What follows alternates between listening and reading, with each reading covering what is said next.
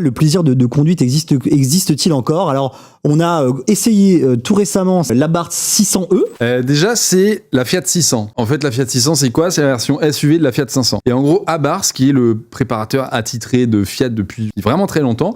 Donc, en gros, c'est une voiture électrique qui fait 280 chevaux, le 0 à 100 en moins de 6 secondes. Donc, vraiment, on est sur une voiture électrique clairement sportive.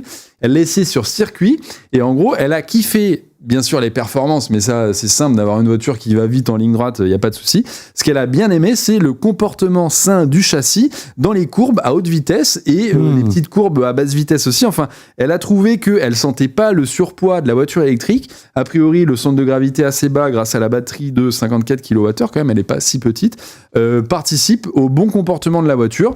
Ce qui est bon à savoir, c'est que l'autonomie est pas si ridicule. C'est 334 km WLTP, c'est pas énorme.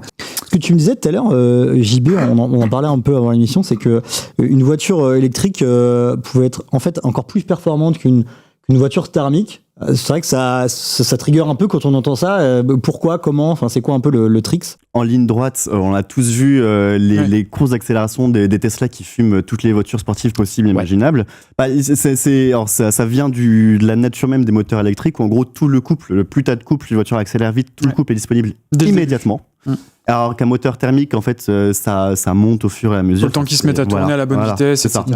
Donc il y a ça, mais le problème c'est qu'une voiture sportive, ça accélère vite en ligne droite, mais par contre ça prend les virages très très vite. C'est le principe d'une voiture sportive, ça va être polyvalent. Et pour prendre vite les virages, il faut être agile.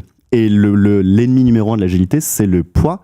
Donc une voiture électrique, ça part très très mal avec les batteries qui sont très très lourdes. Hein. Mais par contre, encore une fois, ce que tu disais, c'est que déjà les batteries sont situées dans le plancher, donc ça abaisse le centre de gravité, donc ça permet à la voiture de prendre des virages quand même plutôt assez rapidement. Une bonne tenue de route, quoi. Voilà. Ouais. Et encore une fois, l'avantage quand même d'un moteur électrique par rapport à un moteur thermique, c'est que c'est beaucoup beaucoup plus petit et qu'on peut avoir des solutions techniques sur une voiture électrique qui sont complètement inconcevables sur une voiture thermique. Par exemple, on peut mettre plusieurs moteurs dans une seule et même voiture.